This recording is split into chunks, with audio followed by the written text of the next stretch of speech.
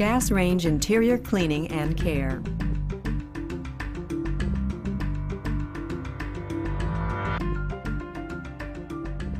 The oven racks and rack guides can be removed from the oven for cleaning. We recommend using soap and hot water or using a mild abrasive cleaner. Note, cleaning the racks may require a little elbow grease.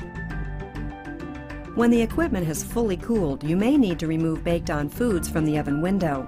Here, your best bet is to spray glass cleaner or a mild multi-surface cleaner on a cloth and rub on the window.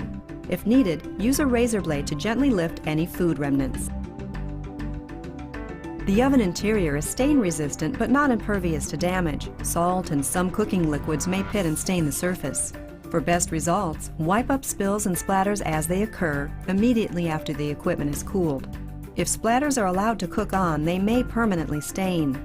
Never wipe a warm or hot porcelain surface with a damp sponge. It may cause chipping or crazing, tiny hair-like cracks.